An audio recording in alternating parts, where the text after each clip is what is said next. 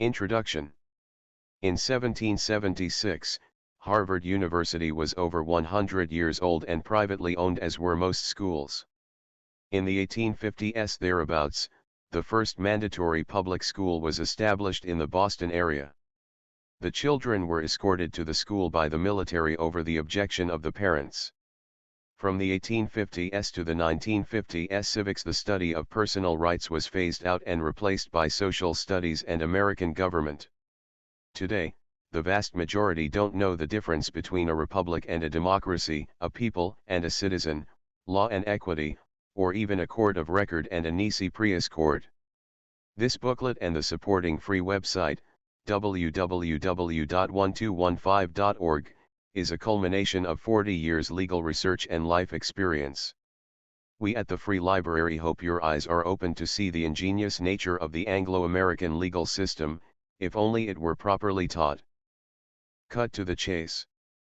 According to the preambles of the USA and state constitutions, the people are the sovereigns of the country. That is because the people are the creators of the government. The created may not dominate the creator. Neither the states nor the central government have any genuine sovereignty. They must operate within the limits of their constitutions, which serve as directives from the people to the governments. The constitutions are not social contracts. The will of the people supersedes the will of the government, because the people are the creators of the government. The Seventh Amendment emphasizes that the will is enforced through courts of record proceeding in accordance with common law procedure. Common law is people's custom and usage since time immemorial. It supersedes statutes and codes, which are defined as equity rules created by a legislature. Statutes and codes are not real law, though they may appear and function as law. Anglo-American law history, a thumbnail sketch. 753 BC Roman Kingdom -- and GT 509 BC Roman Republic -- and GT 27 BC Roman Empire. Legend says Rome was established by the demigod brothers, Romulus and Remus, on April 21, 753 BC. The brothers argued over control of the city, but it was quickly settled when Romulus killed Remus. Betwixt the 8th and 6th centuries BC, Rome developed into a major commercial power. In 509 BC the last of 7 kings was deposed and Rome became a republic. The republic lasted until 27 BC, at which time it became an empire headed by Augustus. 0043 to 0409 Rome controls England. Roman civil law, Senate. For almost 400 years Rome imposed the civil law on its English subjects, civilians who became civilized. Power was distributed from top to bottom. The system consisted of a legislature that created laws, a praetor that administered the laws and often created his own laws, and the citizens. The praetor was somewhat like a county sheriff who administered the laws while standing between the powers that be and the subjects. 04XX, 07XX Barbarians control England. Divine right of kings. During the waning days of Rome the barbarians were allowed to immigrate and occupy government offices. Eventually the barbarians in the Roman military overcame the Roman structure and imposed their own system. However, there were not enough barbarians to fill the offices, so they had to utilize the existing personnel to administer the vast Roman Empire.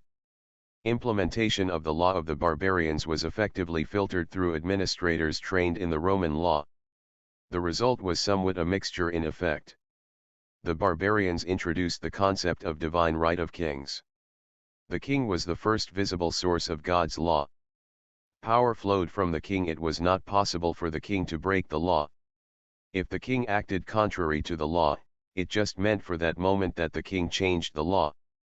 0793 to 1055 Vikings, Norsemen, control England. Common law, the law of the people. The Vikings brought to England the concept that power flowed from the people to the king. The king was subject to a jury of Vikings. There were even fewer Vikings than there were barbarians. The existing administrative structure became an imperfect mixture of the three systems of law: 1. Roman civil law, 2. Divine right of kings, and 3. Common law. 1056 to 1216 Emergence of British culture. The next 160 years saw a great refinement of the legal system. One of the most important developments was the habeas corpus, which originated in 1166 with the Assize of Clarendon. The divine right of kings became the dominant philosophy. With the increase of royal power came the increase of royal abuse. The seventh British king, King John, pushed too hard and the nobility rebelled. The nobility had enough of King John's private wars, taxes, and conscription of their personnel. On June 15, 1215, some noblemen cornered King John by the Thames River at Runnymede, and promised him that they would not cut his head off if he signed the Magna Carta. He signed it. Later, the noblemen secured the blessing of Pope Innocent III. Neither the king nor the Pope intended to honor the document, but they were too politically weak to not honor it. As Providence would have it, by the end of 1216, both the king and the Pope died. The new king and Pope were not politically well established. The nobility immediately had the king and Pope recertify/bless the Magna Carta, and every British monarch has done so since. The Magna Carta radically changed the power structure. The Viking philosophy was tentatively reinstated, the king became subject to the grand jury of 25. Still, the road to freedom was rocky. October 10, 1297 Confirmatio Cartarum. 81 years after the Magna Carta, it became apparent that an adjustment was necessary. On October 10, 1297, King Edward signed the Confirmatio Cartarum. It locked in the Magna Carta as the common law upon demand by a defendant. In those days, a plaintiff would go to the law court and sue, with or without a jury, only for money as compensation for his loss. There was no way in a law court, for example, to stop the city from bulldozing his house. If a non-monetary remedy was needed, he would make a motion for a writ now no longer required to allow him to take his case to the king. The king, being very busy, would authorize his right-hand man, the chancellor, to hear the case. The chancellor was busy, too. So he would delegate the case to the court of chancery. The chancellor and his minions had all the same divine right of king's authority as the king himself, except on appeal the king could override the chancellor's decision. Because the king or his diligé were making new law tailored to the situation, there was no right to a jury as with a law court. 1776 American Revolution. It's a known fact, historically, governments grow and grow until they consume their own citizens. On average, they last about 200 years. Many notable persons such as Benjamin Franklin tried to stop that pattern for the colonies. But King George would hear none of it. The inevitable happened. Americans rejected British rule first with the Continental Association, then with the Declaration of Independence. In retaliation, King George cancelled all the charters. For the initial years America, with no legal structure, was run by common law grand juries. Following the Declaration of Independence were the Articles of Confederation, the Northwest Ordinance, and the Constitution for the United States of America. President Abraham Lincoln, an attorney, considered each of the last four documents as a concurrent constitution for the USA. American law. In 1776, the USA continued with the common law of England, but with some significant changes that seriously denigrated the system. First, the Chancery, Equity, Court was procedurally combined with the law court.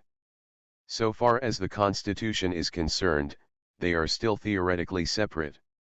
But, by physically combining the two courts under one judge, it became easier for judges to control the outcome of cases, which in turn leads to greater corruption.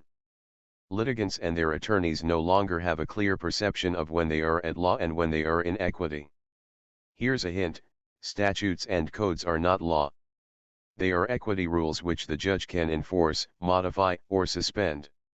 The only real law is the common law, i.e. the unwritten custom and usage of the people, which the judge may not affect, e.g. see U.S. Constitution, Amendment 7. The 1789 Constitution for the United States of America introduced the concept of a republic. One feature is that the people of the United States are sovereign. Sovereign means not accountable to any higher authority. As specified in the Constitution's preamble, the people ordained and created the Constitution for the United States of America, a public corporation. The USA is a public trust located in the District of Columbia. By the way, it's easy to know when a country is actually a corporation. It has a president, secretary, and treasurer. Real countries, such as each of the American states, have governors. One could say that the District of Columbia is the world's seventh smallest country with only 68 square miles of land.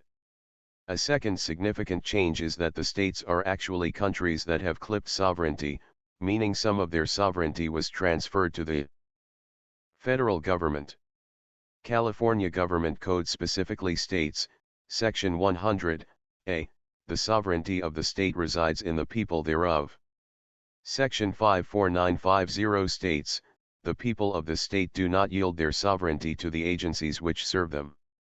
The bottom line is this: neither the states nor the federal government have any sovereignty of their own. Their purpose is to serve the sovereign people. So, how does this all work?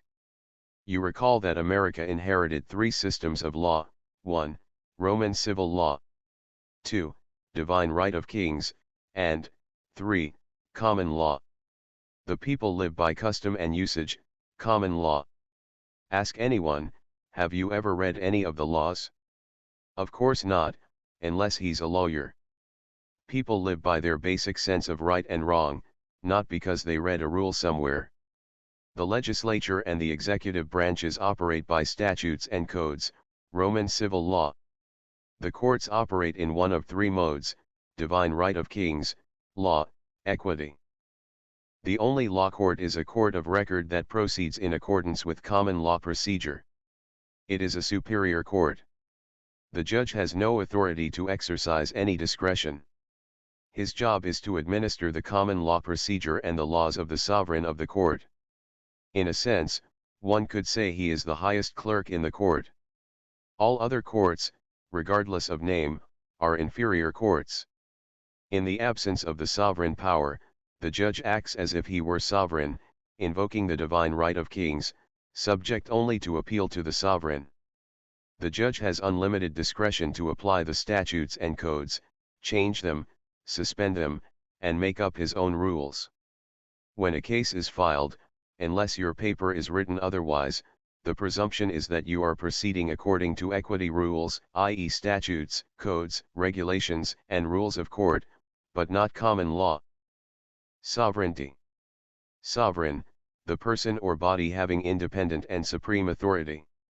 Webster's New International Dictionary, 2nd edition, 1953, page 2406.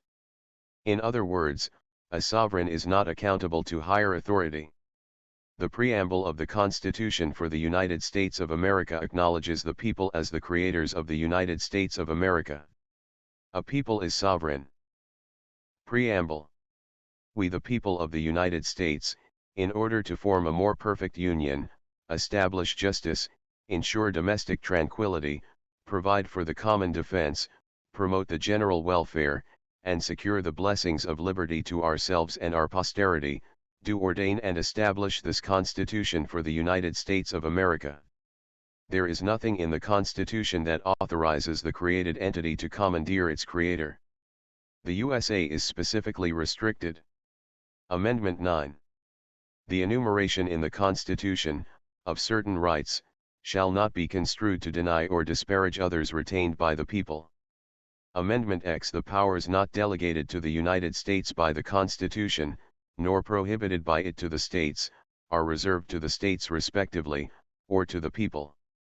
Note well. In legal proceedings, only identify yourself as a people. Never identify yourself as a citizen or as a sovereign citizen. A people, i.e. a sovereign, is the independent and supreme authority. A citizen is a subject, i.e. a slave to higher authority. Amendment 14. Sect 1. All persons born or naturalized in the United States, and subject to the jurisdiction thereof, are citizens of the United States and of the state wherein they reside. Remember, you are foremost a people, but you can be a citizen for some purposes, and not a citizen for other purposes. The choice is yours to decide anytime, whenever you wish. As one of the people you have all natural rights. You are entitled to all the rights which formerly belonged to the king by his prerogative, so long as you do not encroach on the sovereignty of another. You are outside and above the Constitution. Not all of the Bill of Rights' first 10 amendments of Constitution apply to citizens. Civil rights are actually Roman civil law/civil privileges defined by statute for the citizens. Republic vs. Democracy. A republic is best explained by first explaining a democracy. In a pure democracy the people argue among themselves. The argument is resolved by voting. 51 beats 49. Whatever the majority says is imposed upon the minority. The minority has no rights. The majority doesn't need rights. In other words, the sovereignty is placed in the group. It is the group that is not accountable to higher authority. The members of the group are the citizens, and they must obey the dictates of the group. In the long run, a democracy becomes a dictatorship of the majority. Except for 2 points, a republic is identical in all aspects to a democracy. In a republic the people argue among themselves, just as is done in a democracy. The argument is resolved by voting. However, because each individual people is sovereign, the decision of the majority can only be advice to the individual. The logic is simple: if the group can impose its will upon the individual would no longer be sovereign, and you would no longer have a republic, it would be converted into a democracy. At best, the group is limited to advising the individual. If a group is unreasonable, the individual sovereign is free to ignore the advice. In the long run, a republic leads to freedom for the individual, a democracy becomes a dictatorship of the majority. The other feature of a republic is that the individual may act directly, or he can delegate a task to his representatives. In other words, you can delegate a function to a representative, or, if it is important enough in your judgment, you can do the job yourself.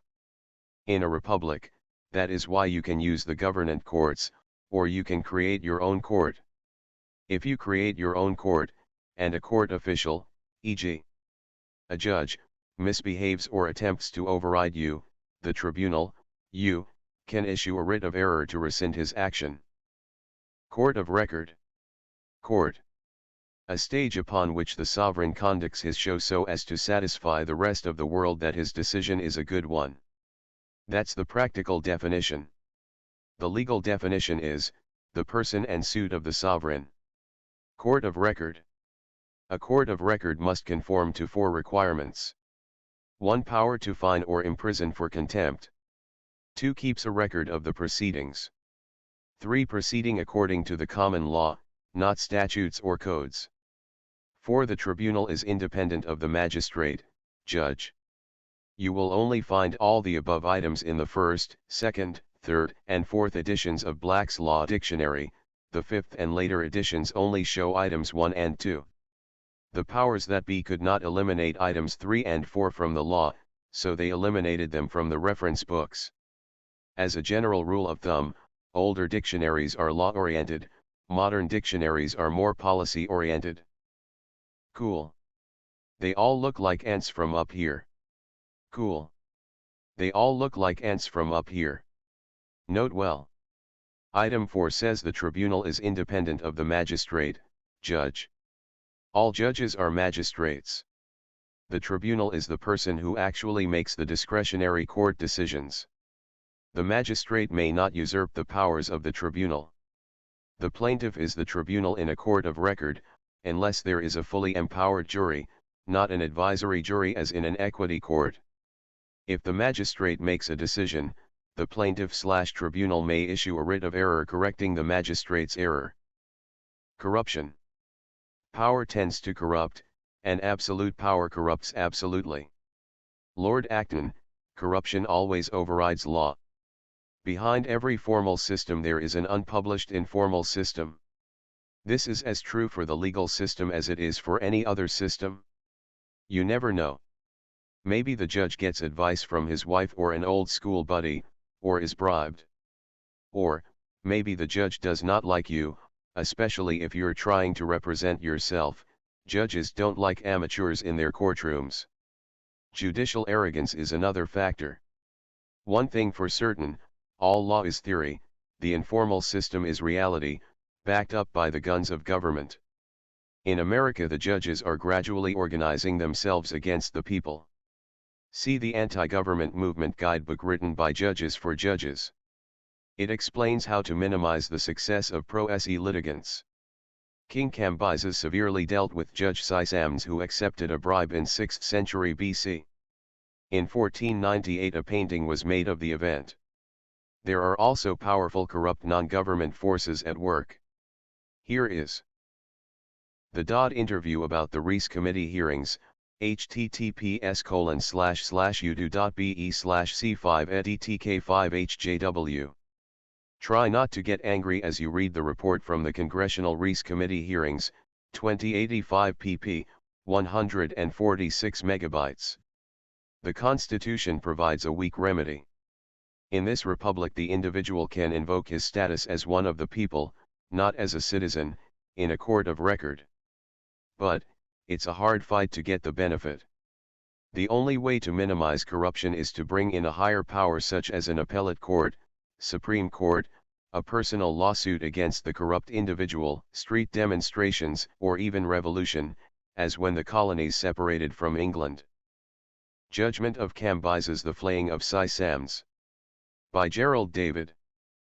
Judgment of Cambyses, Flaying of Sisams 1498 by Gerard David, Groningen Museum in Bruges. Sisams, Herodotus tells us, was a royal judge under the reign of King Cambyses II. He accepted a bribe from a party in a lawsuit, and therefore rendered an unjust judgment. King Cambyses learned of the bribe, accused Sisams, and had him arrested and punished, but by no ordinary punishment. The punishment was as creative as it was cruel. King Cambyses slit his throat and flayed off all his skin, and he strung the chair, on which Sisams had used to sit to deliver his verdicts, with the thongs. Cambyses's creativity did not stop there.